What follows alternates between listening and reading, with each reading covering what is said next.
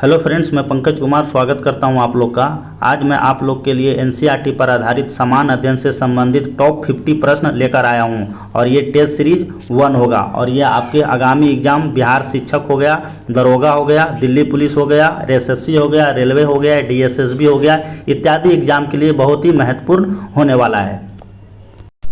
सारे क्वेश्चन बिल्कुल नए पैटर्न पर आधारित क्वेश्चन देखने को मिलेगा और आपको कुछ नया क्वेश्चन भी देखने को मिलेगा। तो आइए इसको स्टार्ट करते हैं। कंसेप्ट के साथ फुल डिस्कशन करेंगे सारे प्रश्न को। तो आइए स्टार्ट करते हैं। देखो मेरे भाई, पहला नंबर जो क्वेश्चन दिया गया है कह रहा है कि त्रिपिटक ग्रंथ किस धर्म से संबंधित है। बहुत इंपॉर्टेंट क्वेश्चन है, हमेशा एग्जाम में प्रश्न देखने को मिलता है। त्रिपिटक ग्रंथ जो है मेरे दोस्त आपको बौद्ध धर्म से रिलेटेड है। देखिए बौद्ध धर्म से 5-6 क्वेश्चन है जो आपके एग्जाम में अक्सर देखने को मिलता है क्वेश्चन। मैं उसी क्वेश्चन पे चर्चा करूंगा, ठीक है। देखिए बौद्ध धर्म के संस्थापक कौन थे, तो सबको पता है गौतम बुद्ध थे, इसमें तो जरूरत नहीं पड़ेगा, सबको में भी पता होगा कौन थे, तो ये बुद्ध थे। अब बुद्ध को ही पता है क्या कहा जाता है, एशिया का ज्योति पुंज भी कहा जाता है, तो ये भी आपको पता होना चाहिए, बहुत बार आपके एग्जाम में पूछा गया है, ठीक है। तो इसको आप लोग जरूर याद रखिएगा। एशिया का ज्योति पुंज किसे कहा जाता है, तो गौतम बुद्ध को कहा जाता है। तो ये 2 पॉइंट है, इसको आप लोग याद रखना। बौद्ध धर्म के संस्थापक भी हो गए गौतम बुद्ध हो गए। और देखिए इनसे जुड़ के क्या क्या क्वेश्चन एग्जाम में जो पूछा जाता है, देखिए इनका उपदेश बहुत बार आपके एग्जाम में क्वेश्चन सीधा पूछ लिया जाता है कि गौतम बुद्ध ने सर्वाधिक उपदेश कहाँ पे दिए थे, तो ये श्रावस्ती में दिए। बहुत बार आपके एग्जाम में क्वेश्चन पूछा गया है, तो इसको आप लोग जरूर याद रखिएगा। अच्छा, इनके घोड़े का नाम देखिए अक्सर बुक में नहीं मिलता है, मैं बताता हूँ। इनके घोड़े का नाम, ये भी यूपी पीसीएस पूछा था, घोड़े का नाम क्या था, तो घोड़े का इनका जो नाम होता है वो होता है कंथक। बहुत इंपॉर्टेंट है ये कंथक, तो इसको आप लोग जरूर याद रखिएगा। इनका जो सारथी का नाम होता है सारथी, सारथी का क्या नाम होता है, तो सारथी का नाम होता है चांद, तो इसको भी आप लोग जरूर याद रखिएगा। देखिए साथ ही साथ बौद्ध संगीति का भी आयोजन किया गया था, 4 बौद्ध संगीति हुआ था, वहाँ से भी क्वेश्चन बहुत आता है आपके एग्जाम में, तो एक बार उसको भी हम देख लेते हैं। देखिए बौद्ध संगीति बहुत इंपॉर्टेंट है, हमेशा यहाँ से आयोग क्वेश्चन सेट करता है आपके एग्जाम में। देखिए बौद्ध संगीति,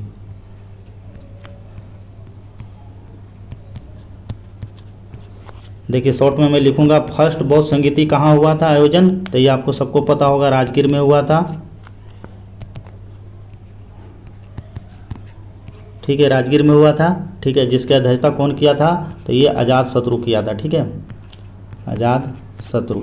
सेकेंड जो होता है मेरे दोस्त वो होता है कहाँ, वैशाली में होता है, बहुत इंपॉर्टेंट है, हमेशा एग्जाम में क्वेश्चन पूछते रहता है। कालाशोक उस समय शासक था, कालाशोक, ठीक है। तीसरा नंबर, थर्ड नंबर पर हम देखते हैं कौन तृतीय आयोजन कहाँ हुआ था, तो आपका पाटलिपुत्रा में हुआ था,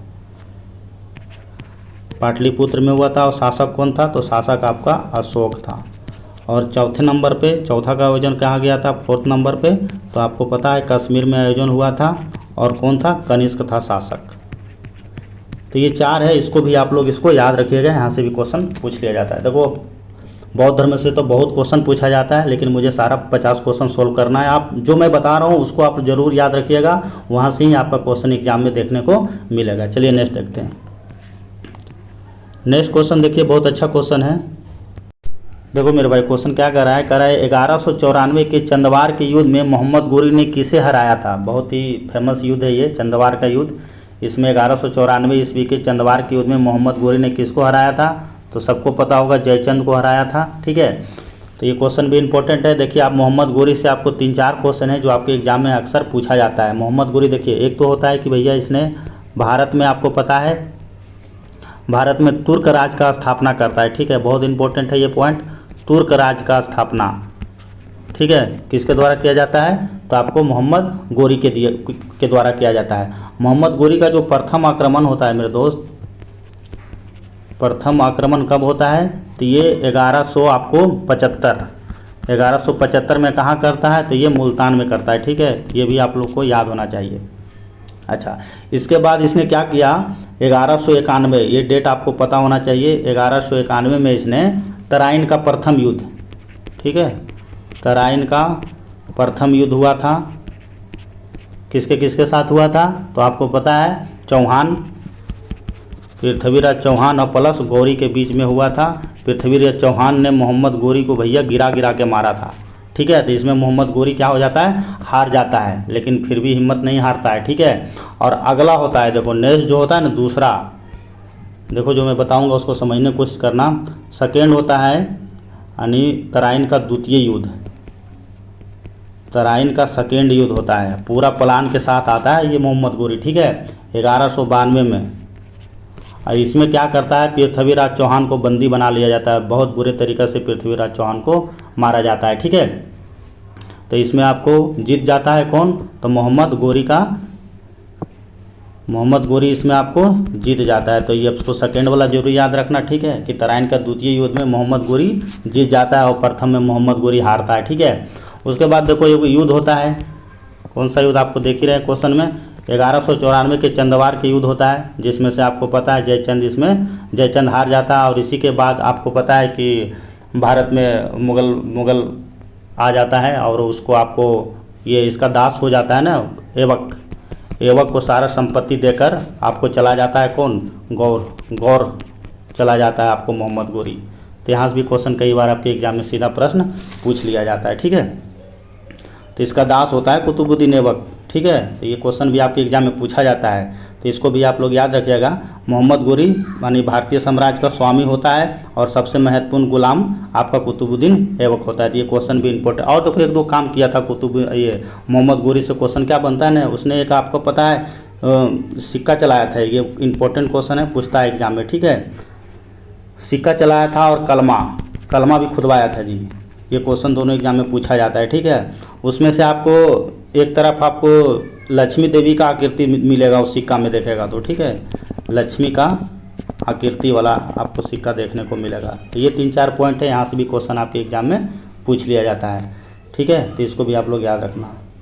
देखिए नेक्स्ट क्वेश्चन है कि स्यादवाद या सप्तभंगी न्याय, बहुत इंपॉर्टेंट क्वेश्चन है ये। स्वादवाद और आपका सप्तभंगी न्याय किस धर्म से संबंधित है, यानी किस धर्म का आपका ये दर्शन है। तो ये आपका हो जाएगा किससे, आपका ये जैन धर्म से हो जाएगा। ये भी क्वेश्चन इंपॉर्टेंट है। देखो जैन धर्म से भी 2-4 इंपॉर्टेंट क्वेश्चन है जो आपके एग्जाम में अक्सर पूछा जाता है। एक तो सबको पता है कि आपको जैन धर्म का रियल फाउंडर किसे कहा जाता है, वास्तविक संस्थापक, ये एग्जाम में अक्सर पूछा जाता है, ठीक है, वास्तविक संस्थापक। तो इसको जरूर याद रखना, जैन धर्म का वास्तविक संस्थापक किसको बोला जाता है, तो ये महावीर को बोला जाता है। बहुत इंपॉर्टेंट है, आपके एग्जाम में सीधा प्रश्न पूछ लिया जाता है, तो इसको आप लोग जरूर याद रखिएगा। देखो बेसिक चीज़ तो आपको पता ही होगा जैन धर्म से, लेकिन 2 क्वेश्चन देखो यहाँ भी, जैसे बौद्ध धर्म में जो हुआ था ना, यहाँ भी जैन समिति का आयोजन किया गया था, जैन संगीति का आयोजन इसमें भी किया गया है, ठीक है। तो इसमें 2 होता है, प्रथम कहाँ होता है जैन संगीति का आयोजन, प्रथम होता है आपको पाटलिपुत्रा में। ये क्वेश्चन बहुत बार आपके एग्जाम में पूछा जाता है, ठीक है, पाटलिपुत्रा में, ठीक है। इसका अध्यक्ष कौन होता है, तो अध्यक्ष होता है मेरे दोस्त स्थूलभद्र इसका अध्यक्ष होता है। सेकेंड जो होता है ना आपको, सेकेंड होता है बल्लभी, जो गुजरात में पड़ता है, बल्लभी, ठीक है। और इसके अध्यक्ष जो होता है क्षमा व्रसन होता है, ठीक है, क्षमा श्रवण। तो ये दोनों पॉइंट याद रखना, जैन धर्म से ये 2 पॉइंट बहुत इंपॉर्टेंट है कि 2 जैन संगीति का आयोजन किया गया था। प्रथम जैन संगीति हुआ था पाटलिपुत्रा में, जिसका अध्यक्ष होता है स्थूलभद्र, और सेकेंड तो हुआ था बल्लभी जो कि गुजरात में पड़ता है, उसका अध्यक्ष होता है आपको देवर्धि क्षमा श्रवण। तो ये 2 पॉइंट इंपॉर्टेंट है, बाकी बेसिक आपको पता होगा। देखिए अगला क्वेश्चन है कि आपको सूची 1 और सूची 2 दिया गया है, सुमेलित करने के लिए एक तरफ आपको ग्रंथ है और एक तरफ आपको रचयिता है। अक्सर इस टाइप का क्वेश्चन बीपीएससी हमेशा पूछता है, ठीक है। आप जब भी देखिएगा तो एंसेंट बुक से आपको क्वेश्चन देखने को मिलेगा ही। तो आइए इसको सोल्व करते हैं। देखिए मिलिंद पन्हो किसके द्वारा लिखा गया है, तो ये नागसेन के द्वारा लिखा गया है, बहुत चर्चित पुस्तक है, ठीक है। और आपका बुद्ध चरित्र, तो बुद्ध चरित्र किसके द्वारा लिखा गया था, तो ये अश्वघोष के द्वारा लिखा गया है। इंडिका बहुत ही फेमस है मौर्य काल में, ठीक है, मेगास्थनीज के समय में लिखा, मेगास्थनीज जिसको लिखा था इंडिका, जिसमें मौर्य प्रशासन के बारे में जानकारी देता है, सबको पता होगा। और ये अगला माध्यमिक सूत्र है, तो इसको नागार्जुन लिखा है। ये चारों बहुत इंपॉर्टेंट है, आपके एग्जाम में अक्सर पूछा जाता है, तो ये चारों को जरूर आप याद कर लीजिएगा। देखिए नेक्स्ट क्वेश्चन है कि भारत में हिंदी में प्रकाशित होने वाला पहला समाचार पत्र कौन सा है। देखिए आपसे हिंदी में पूछा जा रहा है, ठीक है। तो भारत में हिंदी में प्रकाशित होने वाला पहला समाचार पत्र कौन सा है, तो ये आपका उद्यंत मार्तंड है, बहुत बार एग्जाम में पूछा गया है। ये जो छपा था आपका 1826 में, ठीक है, तो इसको आप लोग याद रखना। और इसका संपादक कौन था? संपादक जुगल किशोर। ये भी आपके एग्जाम में पूछा गया है कई बार, ठीक है। तो ये नाम याद रखना, जुगल किशोर, ठीक है, इसके संपादक है। तो ये इम्पोर्टेंट है। भारत में हिंदी में प्रकाशित होने वाले पहला समाचार पत्र उद्यंत है, जिसका प्रकाशन 1826 में हुआ था। और इसके संपादक कौन थे? तो जुगल किशोर थे। देखिए नेक्स्ट को भी देखते हैं, बंगाल गजट। ये भी बहुत इंपॉर्टेंट पुस्तक है। देखिए इस सेकेंड वाला पहले देखते हैं ना, ये मिरातुल अखबार, बहुत इंपॉर्टेंट है ये मिरातुल अखबार। मिरातुल अखबार किसके द्वारा लिखा गया है ये? तो ये राजा राम मोहन राय के द्वारा लिखा जाता है, ठीक है, राजा राम मोहन राय, बहुत इंपॉर्टेंट है। ये भी कई बार आपके एग्जाम में पूछा गया है, ठीक है, राजा राम मोहन राय। देखिए अगला है आपका बंगाल गजट। तो बंगाल गजट के प्रकाशन किसके द्वारा किया गया था? तो जेम्स हिक्की के द्वारा किया गया था। ये भी अपने अपने खास है जी, ठीक है, जेम्स हिक्की। तो इसको भी आप लोग जरूर याद रखिएगा। इंडियन मिरर, ये भी इंपॉर्टेंट है। इंडियन मिरर किसके द्वारा लिखा गया है ये? तो ये आपको देवेंद्रनाथ टैगोर के द्वारा, ठीक है, और प्लस इसमें मनमोहन दास भी थे, ठीक है, दोनों मिलकर लिखे हैं ये, मनमोहन दास।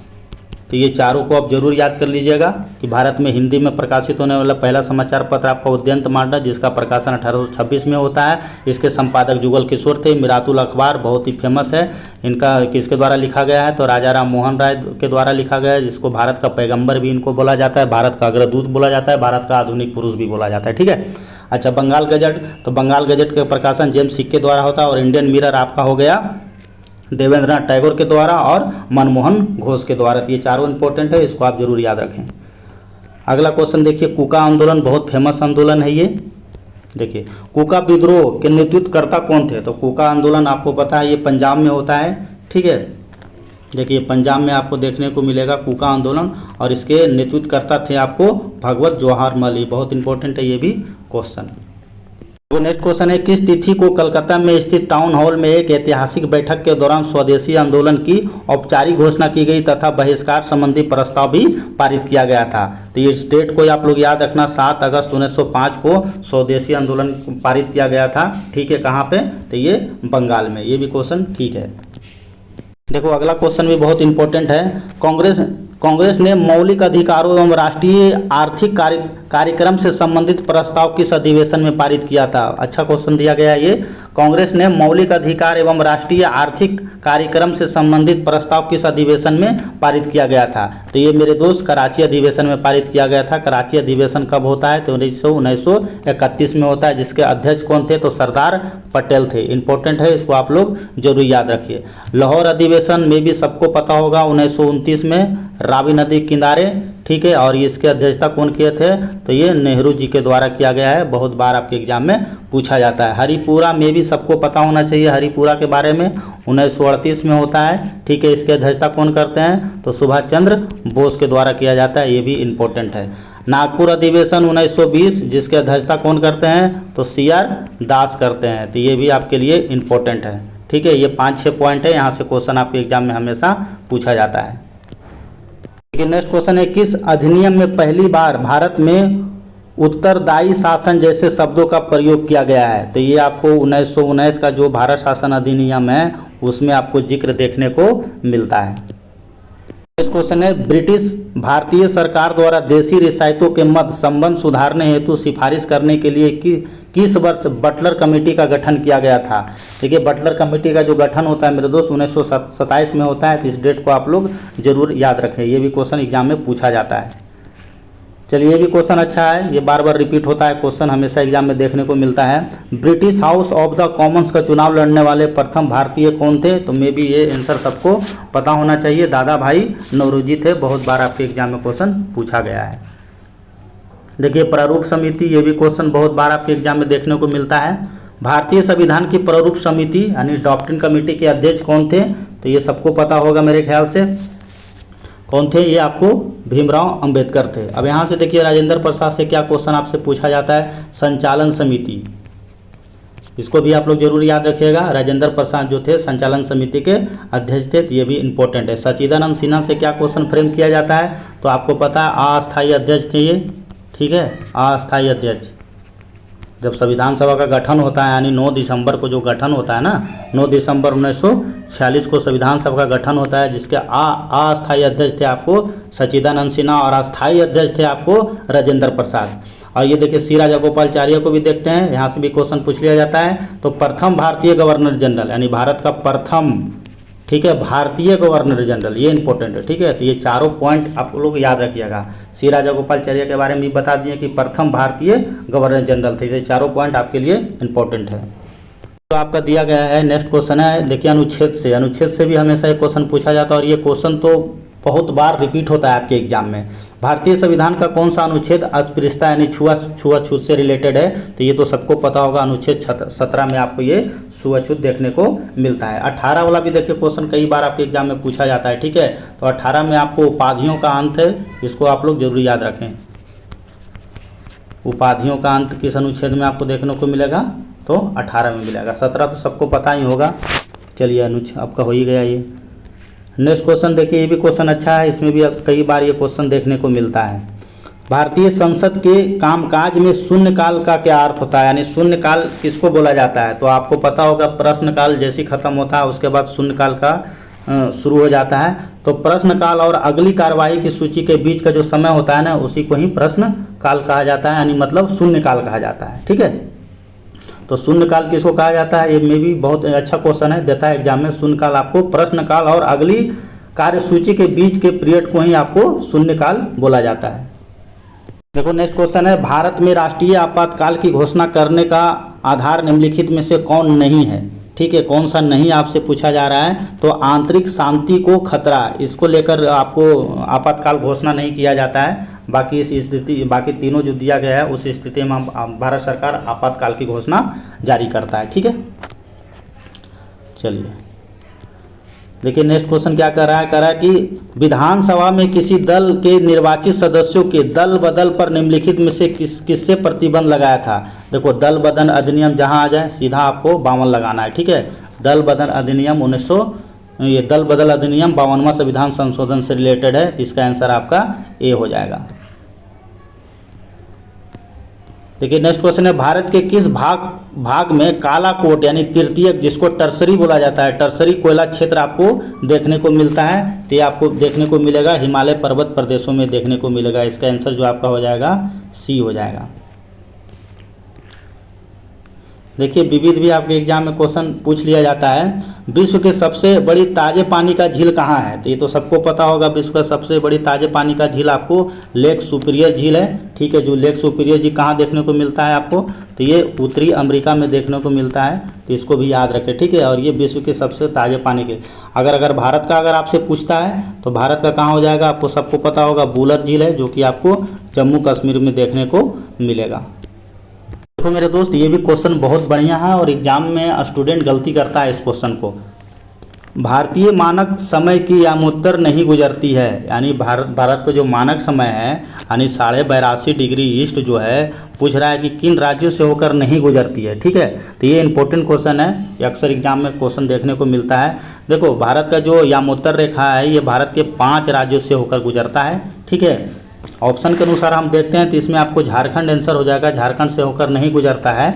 बाकी आपको देखिए, बाकी आपको आंध्र प्रदेश से गुजरता है, छत्तीसगढ़ से गुजरता है और आपको उत्तर प्रदेश से गुजरता है, ठीक है। और 2 नाम और आप लोग याद रखिएगा, उड़ीसा, एक आपका हो गया उड़ीसा हो गया, ठीक है, और एक आपका एमपी हो गया। तो टोटल 5 राज्य को आप लोग याद रखना है जिससे भारतीय मानक रेखा गुजरती है, यानी 82.5 डिग्री ईस्ट गुजरती है। कौन कौन सा हो गया? आंध्र प्रदेश हो गया, छत्तीसगढ़ हो गया, उत्तर प्रदेश हो गया, उड़ीसा हो गया और मध्य प्रदेश हो गया। तो ये बहुत इंपॉर्टेंट क्वेश्चन है, आपके एग्जाम में हमेशा क्वेश्चन पूछा जाता है। देखो नेक्स्ट क्वेश्चन है कि भारत का अपने पड़ोसी देशों के मध्य अंतर्राष्ट्रीय सीमा के विस्तार का सही आरोही क्रम में है। तो आपको अंतर्राष्ट्रीय सीमा रेखा से रिलेटेड ये क्वेश्चन फ्रेम किया गया है। इसका जो आंसर होगा मेरे दोस्त आपको नेपाल, पाकिस्तान, चीन और बांग्लादेश हो जाएगा, ठीक है, आरोही क्रम में। तो ये भी क्वेश्चन इंपॉर्टेंट हो जाता है। देखिए नेक्स्ट क्वेश्चन क्या कह रहा है, कह रहा है कि भारत के निम्नलिखित राज्यों में से किसे भारत का कोहिनूर कहा जाता है? एक्चुअल में देखिए कोहिनूर कहने का मतलब ये हुआ ना कि यहीं पे आपको पहले इसका आंसर देख लो, ये आपका जो आंसर होगा इसका क्या हो जाएगा? आपका आंध्र प्रदेश हो जाएगा। एक्चुअल में होता क्या है ना कि वहाँ पे आपको आंध्र प्रदेश में एक नाम सुने होंगे, गोलकुंडा, गोलकुंडा का किला, गोलकुंडा का खान है यहाँ पे, ठीक है, जिससे आपको हीरा निकाला जाता है। तो इसी के परिप्रेक्ष्य में ये क्वेश्चन फ्रेम किया जाता है, ठीक है। तो इसको आप लोग जरूर याद रखिएगा कि गोलकुंडा का खान है मध्य प्रदेश में, जिसे भारत का कोहिनूर का हीरा कहा जाता है, क्योंकि वहीं से आपको हीरा निकलता है, ठीक है, गोलकुंडा की खान से। इसी क्वेश्चन में ये दिया जाता है, क्वेश्चन एग्जाम में पूछ लिया जाता है। देखिए अगला क्वेश्चन, देखिए क्या कह रहा है कि नर्मदा घाटी किन पर्वत श्रृंखलाओं के बीच में स्थित है। तो ये आपको सबको पता होगा, सतपुड़ा और विंध्याचल इसका आंसर हो जाएगा, ठीक है, जो कि आपको मध्य प्रदेश वाला एरिया को ये टच करता है। देखिए नेक्स्ट क्वेश्चन है, आपको घास से भी ये क्वेश्चन हमेशा पूछ लिया जाता है। दक्षिण अमेरिका के मध्य आकांक्षीय घास के मैदान को क्या कहा जाता है। सीधा आपको बताने कि दक्षिणी अमेरिका के घास के मैदान को क्या कहा जाता है, तो आपको क्या कहा जाता है, पंपास कहा जाता है। देखो पंपास एक और कहा जाता है, अर्जेंटीना के घास के मैदान को भी पंपास कहा जाता है, तो इसे भी आप जरूर याद रखें, अर्जेंटीना, ठीक है।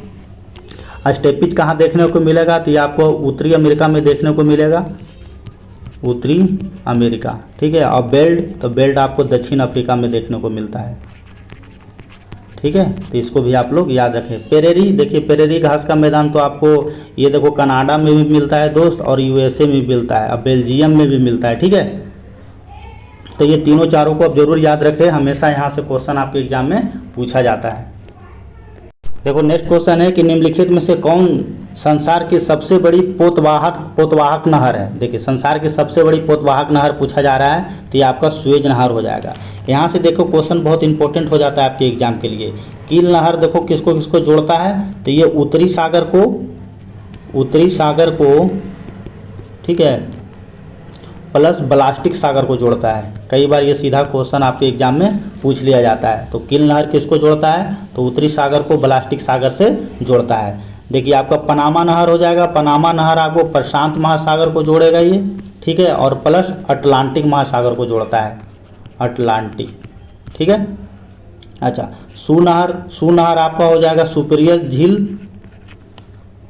सुपीरियर और प्लस हुरान झील के, ठीक है। और देखो सुएज नहर जो सबसे ज़्यादा आपके एग्जाम में क्वेश्चन पूछा जाता है, बहुत बार ये सुएज नहर आपके एग्जाम में पूछता है ना, यानी ये भूमध्य सागर को जोड़ता है, भूमध्य सागर प्लस लाल सागर,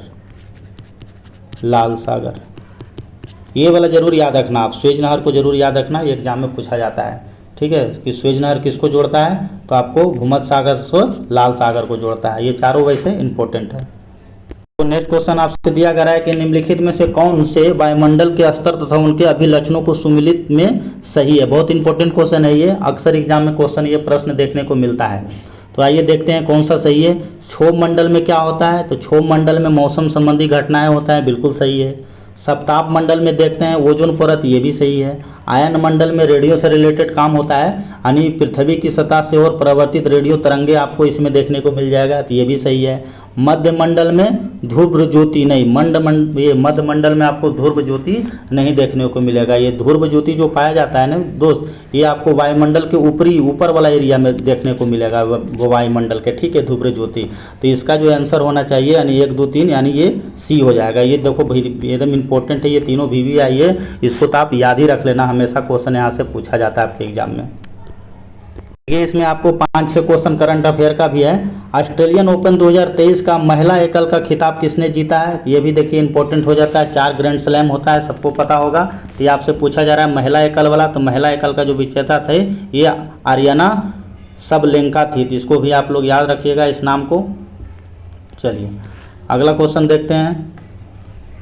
नेक्स्ट क्वेश्चन है कि भारतीय पुरुष हॉकी टीम का नया कोच किसे नियुक्त किया गया है। देखिए भारतीय पुरुष हॉकी टीम का पूछा जा रहा है आपसे, ठीक है, तो ग्रेग फुलटन को नियुक्त किया गया है, ये भी आपके लिए इंपॉर्टेंट है। पुरुष का तो सबको पता ही होगा, बताने की तो ज़रूरत है नहीं।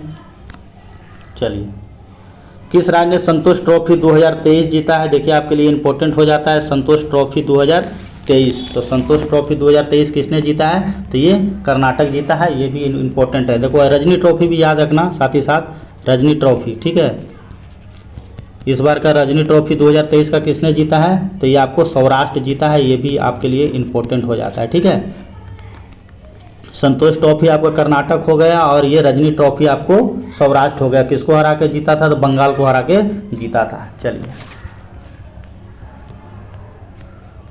देखो नेक्स्ट है राष्ट्रपति द्रौपदी मुर्मू ने कहाँ पे 7वें अंतर्राष्ट्रीय धम्म के सम्मेलन का उद्घाटन किया गया है? तो इनके द्वारा कहाँ किया गया है? तो ये भोपाल में किया गया है।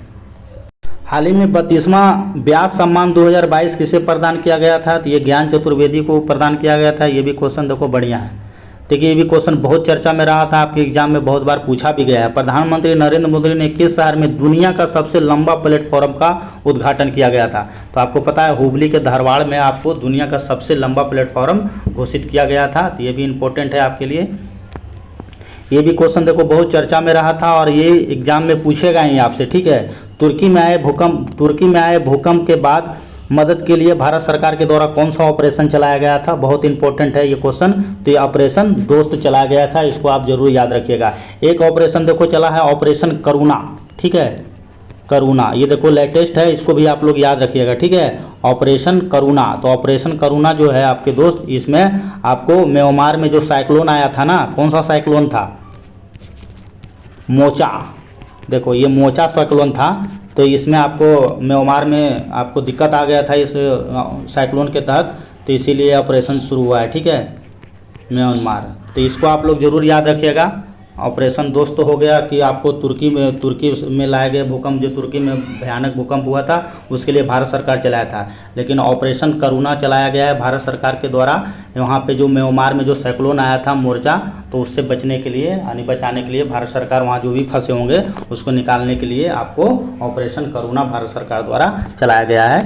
तो ये म्यांमार में, तो ये भी इम्पोर्टेंट है आपके लिए।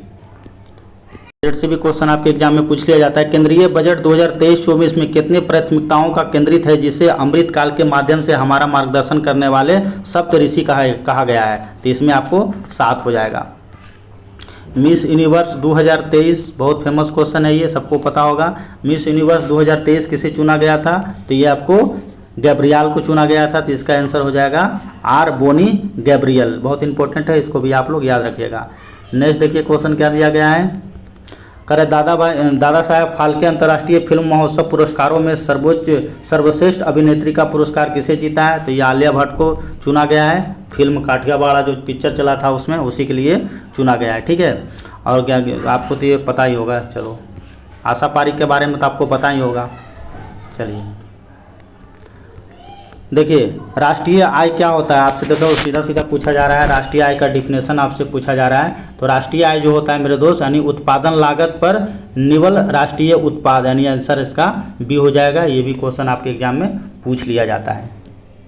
नेक्स्ट क्वेश्चन है बहुआयामी गरीबी सूचकांक की अवधारणा किसके द्वारा प्रकाशित किया जाता है, यानी कि रिपोर्ट इसको कौन देता है? ये भी क्वेश्चन देखो हमेशा इस टाइप के बीपीएससी क्वेश्चन पूछता है। ठीक है, बहुआयामी गरीबी सूचकांक की अवधारणा को किसके द्वारा प्रकाशित रिपोर्ट में किया गया है? तो ये किसको कौन प्रकाशित करता है? तो इसको यूएनडीपी करता है।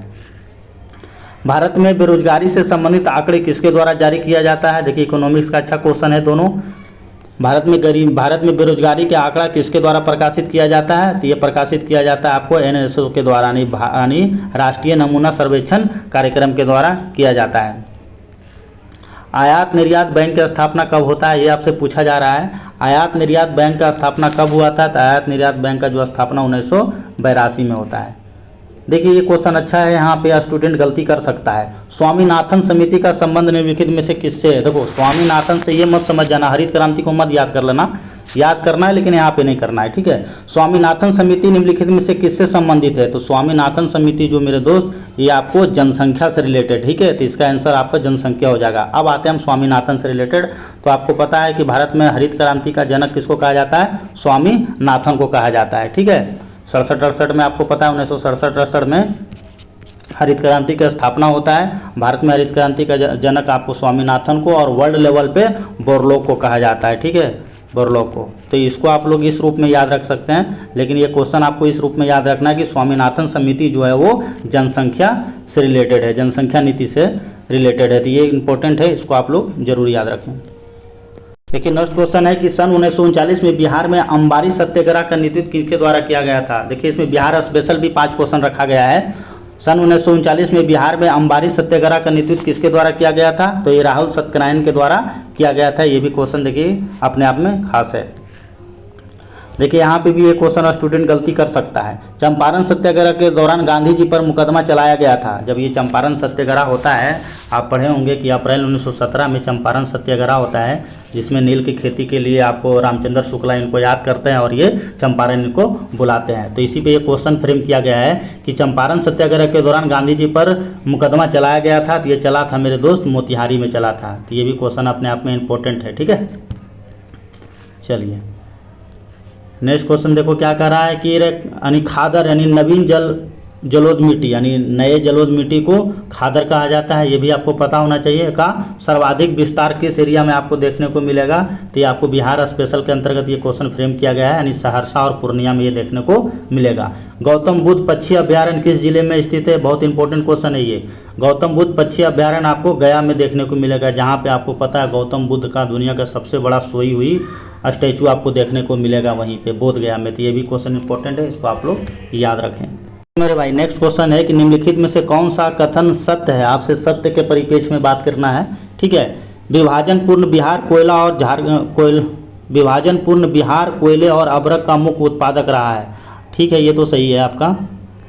अच्छा, बिहार में पायराइट का भंडार नहीं मिलता है, सारांशार गलत है। ठीक है, हिंदुस्तान में बिहार एक लौता राज्य है जहाँ सबसे ज़्यादा आपको पायराइट देखने को मिलेगा। ठीक है, तो ये क्वेश्चन भी अपने आप में इंपॉर्टेंट हो जाता है। तो वैसे आंसर ये गलत है। ठीक है, लेकिन यहाँ पे जान लो आपको कि इंडिया में सबसे ज़्यादा पायराइट आपको कहाँ देखने को मिलेगा, तो आपको बिहार में देखने को मिलेगा। ये क्वेश्चन याद करना। साइंस अगर पढ़े होंगे अच्छा, तो इसी को बोला जाता है मूर्खों का सोना। पढ़े हैं आप लोग जी, मूर्खों का सोना।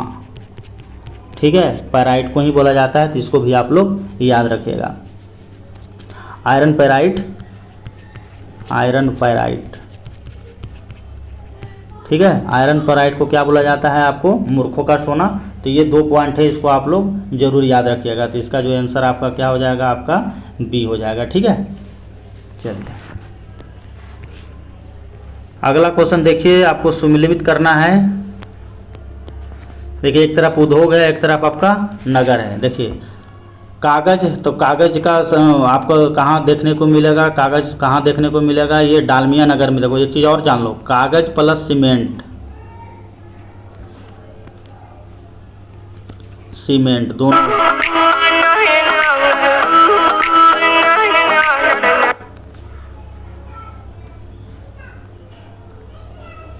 देखिए यहाँ मिलान करने के लिए क्वेश्चन सेट किया गया है। देखिए एक तरफ उद्योग, एक तरफ आपको नगर देखने को मिलेगा। तो ये कागज प्लस आपको सीमेंट, ये दोनों नाम आप लोग याद रखिएगा। दोनों का उत्पादन आपको डालमिया नगर में ही होता है सबसे ज़्यादा। ठीक है, ये डालमिया नगर आपको रोहतास में देखने को मिलता है, जहाँ सबसे ज़्यादा पढ़ा लिखा आपको व्यक्ति देखने को मिलेगा। और ये देखिए सिगरेट का उत्पादन, तो ये दिलावरपुर में देखने को मिलेगा। ये आपका ये भी सही है। ठीक है, प्लाइड वुड का आपका प्लाई जो वुड होता है उसका भी आपको हाजीपुर में देखने को मिलता है। ये भी आपका सही है। जूट का उत्पादन सबसे ज़्यादा पूर्णिया में होता है। ये भी आपका सही सुमेलित है। तो इसका जो आपका ये सारा सही है, इसको आप लोग जरूर याद रखिएगा। इसका आंसर आपका 2 हो जाएगा। चलिए, पटना उच्च न्यायालय की स्थापना कब होता है, ये तो आपको सबको पता होगा। पटना उच्च न्यायालय 1916 में इसका स्थापना होता है। तो बिहार में सबसे अधिक और सबसे कम लिंगानुपात वाला जिला कौन सा है। देखिए ये भी क्वेश्चन बहुत इंपॉर्टेंट है।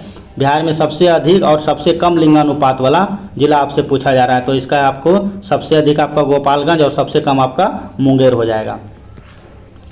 चाणक्य पुरस्कार किस कृति के लिए विख्यात है। देखिए चाणक्य पुरस्कार बहुत इंपॉर्टेंट है। चाणक्य पुरस्कार किस क्षेत्र में दिया जाता है, तो ये आपको राजनीतिक शास्त्र में दिया जाता है। ये भी क्वेश्चन देखो इंपॉर्टेंट है। देखिए बिहार का प्रसिद्ध लोक नृत्य है, तो बिहार का प्रसिद्ध लोक नृत्य आपको सबको पता होगा, विदेशिया है। ठीक है, तो इस टाइप से मैंने पूरे 50 क्वेश्चन पूरे कंसेप्ट के साथ मैं करवा दिया हूँ। देखो मेरा 2-4 सीरीज चलता है। एक तो सीरीज चल रहा है अभी सुपर 50, ठीक है, टॉप 50 चल रहा है, इसमें समान अध्ययन देखते हैं हम। और एक साइंस का सीरीज स्टार्ट किया हूँ मैं, ठीक है, उसमें 25 क्वेश्चन रहता है। उसमें भी जो क्वेश्चन का जो लेवल रहेगा ना, बिल्कुल आपको अच्छा क्वेश्चन देखने को मिलेगा, जो बिल्कुल एकदम एग्जाम ओरिएंटेड होगा। तो ये दोनों वीडियो आप लोग देखिए। साथ साथ मैं मैगजीन भी कवर करता हूँ, प्रतियोगिता दर्पण भी कवर करता हूँ, ठीक है। और आपका बिहार दृष्टि को भी मैं कवर करता हूँ, तो उसको भी आप लोग वीडियो देखा कीजिए। ठीक है, आप लोग इसको रिवीजन कीजिए। मिलते हैं नेक्स्ट वीडियो में। धन्यवाद।